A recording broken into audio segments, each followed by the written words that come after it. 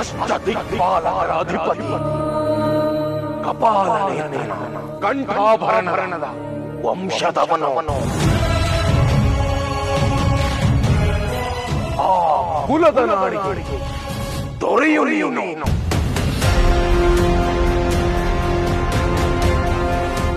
ನಿನ್ನ ಹೆಸರು ಶಿವನಾಯುಧವಲ್ಲ, ನಾಗಶಯನ ಅನಂತ ಪದ್ಮನಾಭನ ಹಾಸಿಗೆಯ ನಾಮವದು.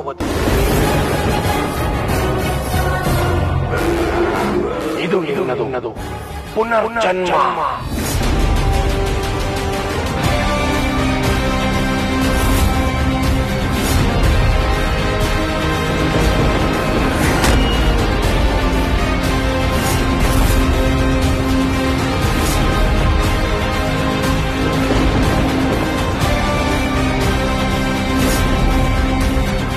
ಏನು ಪುನರ್ಜನ್ಮ?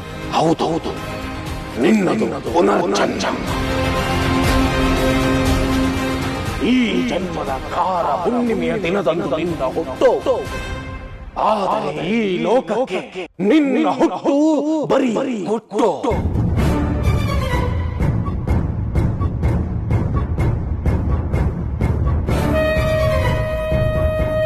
ನಿನ್ನ ಮಾನವ ಜನ್ಮದ ಮುಖ ಅದು ಮುಖವಲ್ಲ, ಬರೀ ಮುಖವಾಡ. ಆ ಮುಖವಾಡವನ್ನು ಕಿತ್ತು ಬಿಸಾಕಿ ನಿನ್ನ ಮನಸ್ಸಿನ ಹೊರೆಯನ್ನು ಕಳಚಿ ನೀನು ಯಾರೆಂದು ತಿಳಿಯುವ ತವಕದೆ.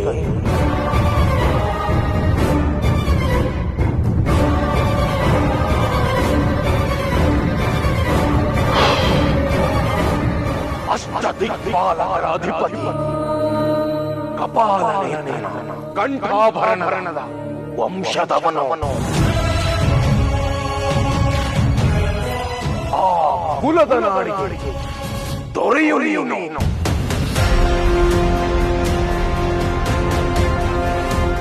ದೊರೆಸ ನಿನ್ನೊಡನಿದ್ದರು ಅದು ಯಾರೆಂದು ತಿಳಿಯದು. ಶಾಪಗ್ರಸ್ತ ನೀನು. ದುರ್ಜನರ ದುರಾಸೆಗೆ ಸಿಗಿಸಿ ಬರ್ಬರವಾಗಿ ಹತ್ಯೆಯಾದ ಹತಭಾಗ್ಯ ನೀನು. ನಿನ್ನ ಲೋಕದ ಮುಕುಟ ಮಣಿಯನ್ನರಸಿ ನಿನ್ನರಸಿಯೊಂದಿಗೆ ಅಲೆದಾಡುತ್ತಿರುವ ಅತೃಪ್ತ ಆತ್ಮ ನೀನು.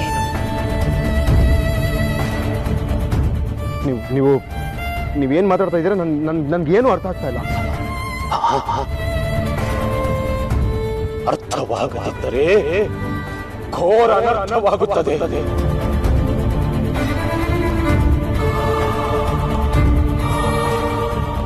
ಈ ನಿನ್ನ ಹುಟ್ಟಿಗೆ ಹಿಂದಿನ ಜನ್ಮದ ಸಾವು ಕಾರಣ. ಆದಿಶೇಷನ ನಾನು ಸಾಯಿಸದೇ ಇದ್ದಿದ್ರೆ ಇದು ನನಗೆ ಸಿಗ್ತಾ ಇರಲಿಲ್ಲ, ಇದರ ಶಕ್ತಿ ನನಗೆ ದಕ್ತಾ ಇರಲಿಲ್ಲ. ಇದು ನನ್ನ 7 ಜನ್ಮದ ಸಾಧನೆ. ಇದು ನನ್ನ ಪುನರ್ಜನ್ಮ ಅಂತ ನನಗೆ ನಿಜವಾಗ್ಲೂ ಅನ್ನಿಸ್ತಾ ಇಲ್ಲ. ಸತ್ಯ, ಬದುಕಿನಷ್ಟೇ ಸತ್ಯ. ಹುಟ್ಟಿದ ತಕ್ಷಣ ಬೆನ್ನ ಹಿಂದೆ ಯಾವತ್ತೋ ಒಂದು ದಿನ ಮುಂದೆ ಬಂದು ಕರೆದುಕೊಂಡು ಹೋಗುವ ಸಾವಿನಷ್ಟೇ ಸತ್ಯ. ನಿನ್ನದು ಪುನರ್ಜನ್ಮ. ನೀವ್ ಹೇಳದ್ ಸತ್ಯ ಅಂತ ನಂಗೆ ನಿಜವಾಗ್ಲೂ ಅನ್ನಿಸ್ತಾ ಇಲ್ಲ. ದಯವಿಟ್ಟು ಸುಮ್ನೆ ಸುಳ್ಳು ಹೇಳಬೇಡಿ.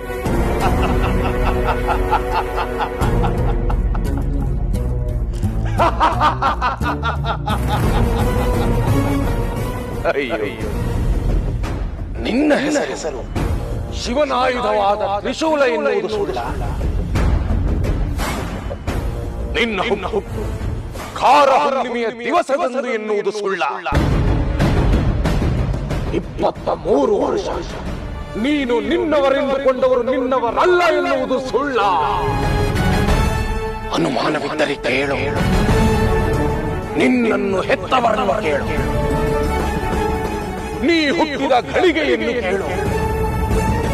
ಆ ಘಳಿಗೆಗೆ ಖಾರ ಹುಣ್ಣಿಮೆಯ ಎಂದು ಕೇಳು.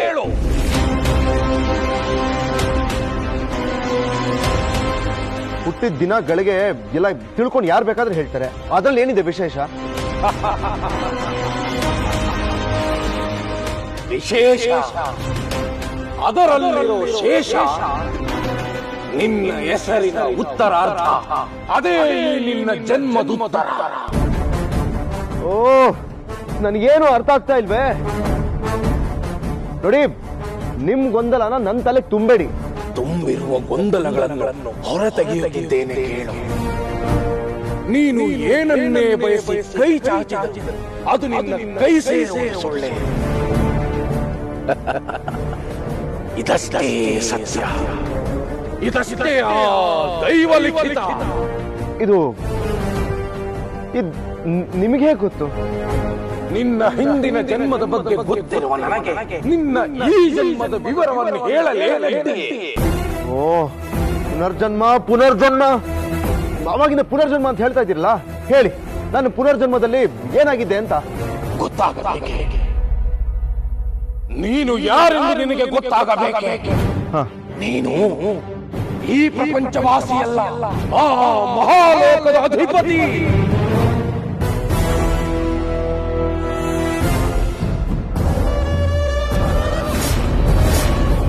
ಲೋಕದಲ್ಲಿ ನೀನು ಮಹಾರಾಜ, ಮಂತ್ರಿ, ಮಗಧರಿದ್ದರು, ಸಜ್ಜಗಳಿದ್ದರು. ಆ ಲೋಕವನ್ನು ನೋಡಿದರೆ ಸ್ವರ್ಗಕ್ಕೆ ನಾಚಿಕೆಯಾಗುವುದು.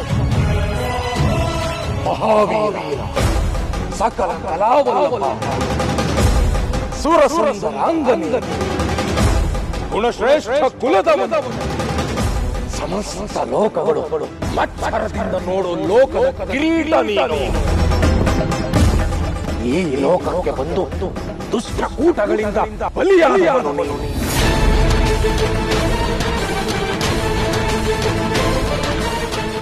ನೋಡಿ, ನಿಮ್ ಮಾತು ಕೇಳಲೇಬೇಕಾದ ಮಾತು, ಸತ್ಯವಾದ ಮಾತು. ಆ ಲೋಕದಿಂದ ಬಂದ ನಿನಗೆ ಅನ್ಯಾಯವಾದ ಮಾತು. ಈ ಲೋಕವು ನಿನ್ನ ಲೋಕದಷ್ಟೇ ಸುಂದರ ಎಂದು ತಿಳಿದು ಬಂದ ನಿನಗೆ ಈ ಲೋಕವು ತನ್ನ ಅಸಲಿ ಗುಣವನ್ನು ತೋರಿಸೇ ಬಿಟ್ಟಿತು. ಮೈ ಮನಸ್ಸು ಮಾತುಗಳೆಲ್ಲ ಬರೀ ವಿಷವೇ ತುಂಬಿರುವ ಮನುಷ್ಯರ ಸೃಷ್ಟಿ ನಿಮ್ಮ ಲೋಕದ ಮುಕುಟದ ಮೇಲೆ ಬಿತ್ತು. ಅವತ್ತು ನಾಗಮಣಿಗೋಸ್ಕರ 5 ಜನ ನಾಗಬನಕ್ಕೆ ಹೊರಟು.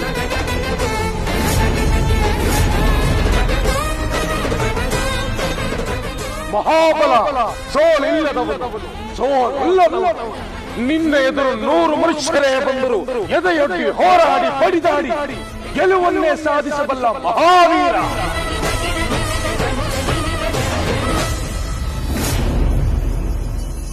ಈ ದಿಗ್ವಿಜಯ್ಗೆ ಸೋಲು ಅಂದ್ರೆ ಏನು ಅಂತಾನೆ ಗೊತ್ತಿಲ್ಲ. ಹೆಸರಲ್ಲೇ ವಿಜಯನ ಇಟ್ಕೊಂಡು ಓಡಾಡ್ತಾ ಇರೋ ಬಿಡ್ತೀನಾ?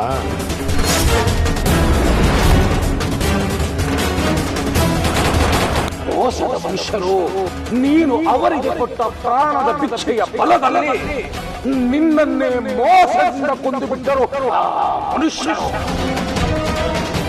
ಒಬ್ಬಂಟಿಯಾಗಿದ್ದ ನಿನ್ನ ಮೇಲೆ ಗುಂಡನ್ನು ಹಾರಿಸಿ ಗುಂಡಿಗೆಯನ್ನು ಸೀಳಿ ನಿನ್ನನ್ನು ಬರ್ಬರವಾಗಿ ಹತ್ಯೆ ಮಾಡಿದರು.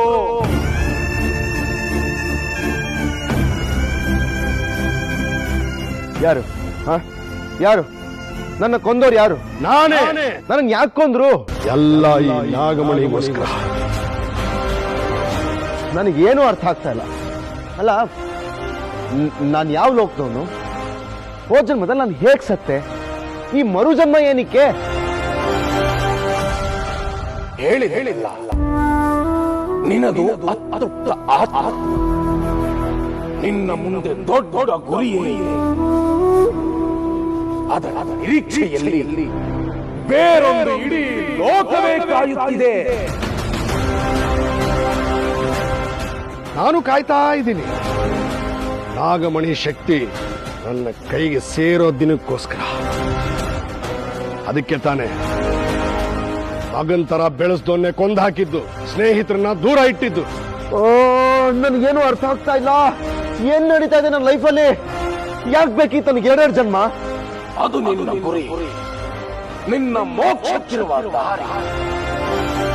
ನೀನು ಕಳೆದುಕೊಂಡಿರುವುದು ನಿನಗೆ ಸಿಕ್ಕರಷ್ಟೇ ಕಳೆದು ಹೋಗಿರುವ ನಿನ್ನ ಲೋಕ ನಿನಗೆ ದಕ್ಕುವುದು. ನಿನ್ನ ಸಾಯಿಸಿದವರ ಸಾವಾಗಬೇಕು.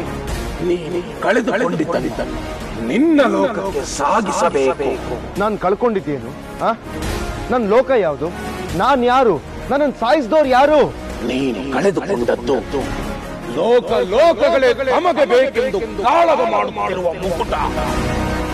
ದುಷ್ಟ ಶಕ್ತಿಗಳು ನಿನ್ನನ್ನು ಸಾಯಿಸಿ ಪಡೆದುಕೊಂಡಂತ ಮುಕುಟ. ದೇವ್ರೇ, ಅದ್ ಏನ್ ಹೇಳ್ತಾ ಇದ್ದೀರಾ? ಸ್ವಲ್ಪ ಕರೆಕ್ಟ್ ಆಗಿ ಹೇಳಿ. ನನ್ನನ್ನು ಕೊಂದವ್ರು ಯಾರು? ನಾನು ಏನ್ ಕಳ್ಕೊಂಡಿದ್ದೀನಿ? ಇವಾಗ ಏನ್ ಪಡ್ಕೋಬೇಕಾಗಿದೆ? ಇಷ್ಟು ವಿಚಾರಗಳನ್ನು ಮಾತ್ರ ನಿನಗೆ ತಿಳಿಸಲು ನನಗೆ ಮುಖಂಡನಿಂದ ಅಪ್ಪಣೆ.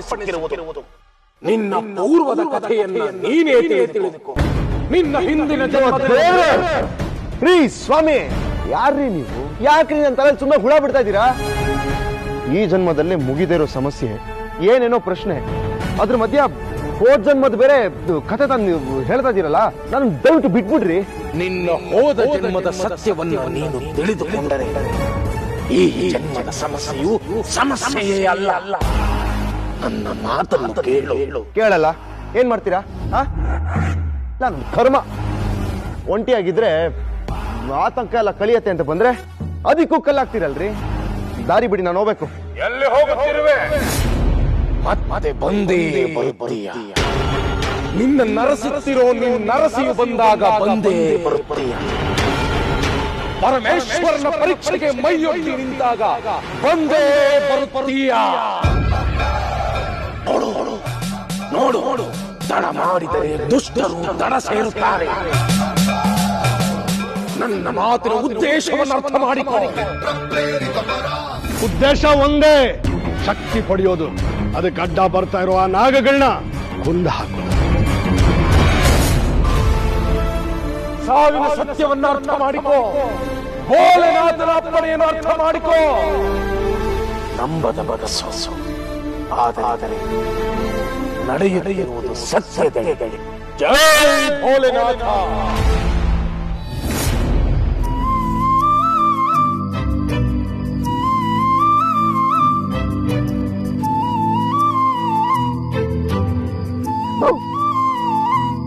ಹಲೋ,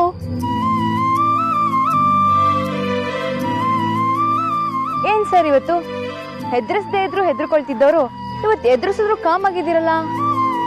ಯಾಕೆ ಟೆನ್ಷನ್ ಎಲ್ಲಿರೋ ಹೋಗಿದೆ?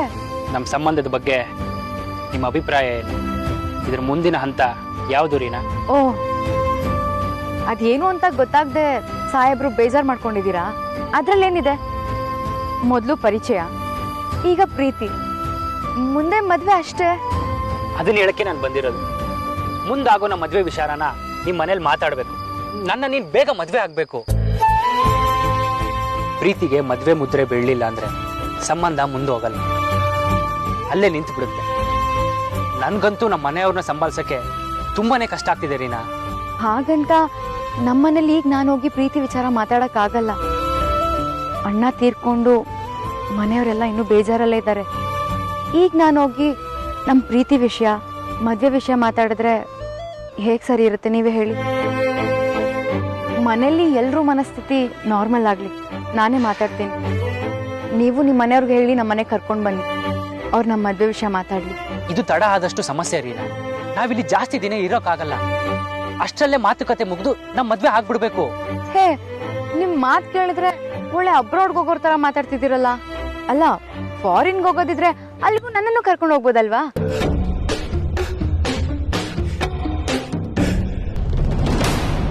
ನಿನ್ನನ್ನು ಹೆತ್ತವರನ್ನು ಕೇಳು. ನೀ ಹುಟ್ಟಿದ ಘಳಿಗೆಯನ್ನು ಕೇಳು. ಆ ಘಳಿಗೆಗೆ ಖಾರ ಹುಣ್ಣಿಮೆಯ ಎಂದು ಕೇಳು. ಇದು ನಿನ್ನದು ಪುನರ್ಜನ್ಮ. ಇದು ನಿನ್ನದು ಪುನರ್ಜನ್ಮ. ಪುನರ್ಜನ್ಮ.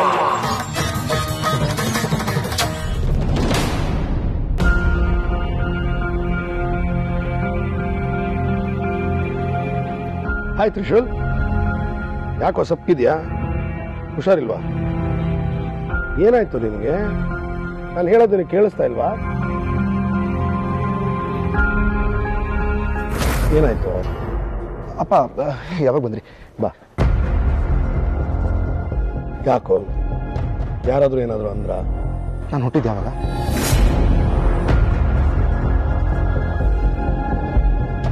ನಾನೇನೋ ಕೇಳ್ತಾ ಇದ್ದೀನಿ, ನೀನೇನೋ ಹೇಳ್ತಾ ಇದೀಯ. ಹೇಳಿಪ್ಪ, ನಾನು ಹುಟ್ಟಿದ ದಿನ ಯಾವುದು? ಹಾ, ಇನ್ನು ಸ್ವಲ್ಪ ದಿನಕ್ಕೆ ನೀನು ಹುಟ್ಟಿದಬ್ಬ. ನಿನಗೆ 24 ವರ್ಷ ತುಂಬುತ್ತೆ. ಯಾಕೆ, ಡೇಟ್ ಗೊತ್ತಿಲ್ವಾ? ಅಪ್ಪ, ನಾನು ಹುಟ್ಟಿದ ಡೇಟ್ ಕೇಳ್ತಾ ಇಲ್ಲ, ನಂಗೆ ಡೇಟ್ ಗೊತ್ತು. ದಿನ, ನಾನು ಹುಟ್ಟಿದ ದಿನ ಯಾವುದು? ಹುಣ್ಣಿಮೆ ದಿನ ನಾನು ಹುಟ್ಟಿದ್ದು.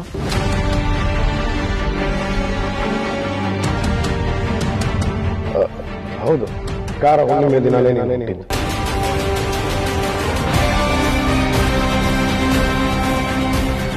ಈ ಜನ್ಮದ ಕಾರ ಹುಣ್ಣಿಮೆಯ ದಿನದಂದು ನಿನ್ನ ಹುಟ್ಟು. ಆದರೆ ಈ ಲೋಕಕ್ಕೆ ನಿನ್ನ ಹುಟ್ಟು ಬರೀ ಹುಟ್ಟು.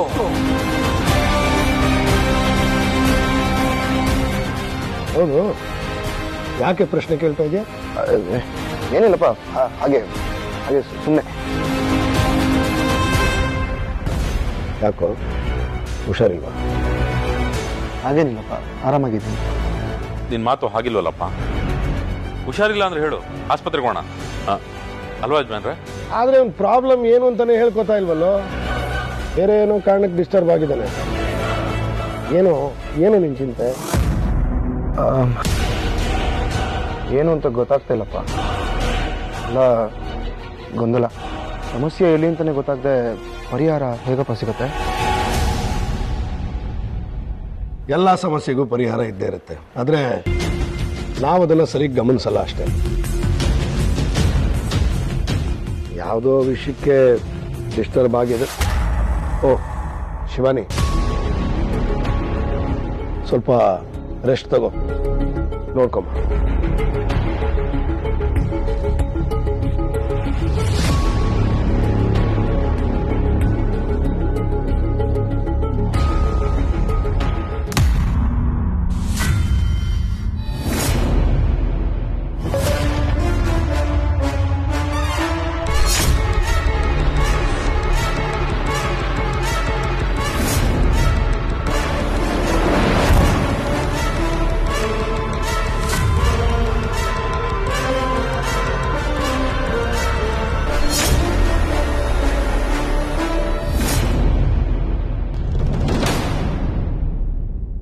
ಯಾಕೆಂತ ಕನಸು ಬಿತ್ತು ನನಗೆ?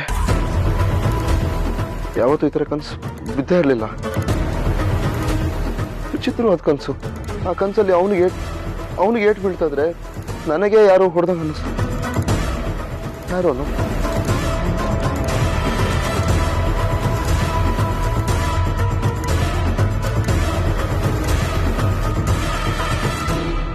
ನನ್ನ ಕನಸಲ್ಲಿ ಬಂದವನು ಯಾರು? ಅವನ್ನೆಲ್ಲ ನೋಡಿದ್ದೀನಿ ನನ್ನ ಲೈಫಲ್ಲಿ. ನನಗೆ ಅವ್ನು ತುಂಬಾ ಹತ್ತಿರದವನು ಅಂತ ಅನಿಸ್ತು. ಯಾರು? ಅದು ಅಲ್ಲದೆ ಅವನು ಶಿವಾನಿ ಜೊತೆ ಡ್ಯಾನ್ಸ್ ಬೇರೆ ಮಾಡ್ತಾ ಇದ್ದ. ಶಿವಾನಿ ಕೇಳಿದ್ರೆ ಛೇ, ನನ್ನ ಕನ್ಸಲ್ಲಿ ಏನಾಗಿದೆ ಅಂತ ಅವಳನ್ನ ಕೇಳಿದ್ರೆ ಅವಳಿಗೇನು ಗೊತ್ತಿರುತ್ತೆ. ಹಾಗಂತ ಇದು ಬರೀ ಕನ್ಸಂತ ಬಿಡೋದಕ್ಕೂ ಆಗೋದಿಲ್ಲ. ಅವನ್ನ ನಾನು ಎಲ್ಲೋ ನೋಡಿ, ಅವ್ನು ನನಗೆ ತುಂಬಾ ಚೆನ್ನಾಗಿ ಗೊತ್ತು ಅಂತ ಅನಿಸ್ತಾ. ನೋಡಿದ್ದೀನಿ. ಯಾರೋ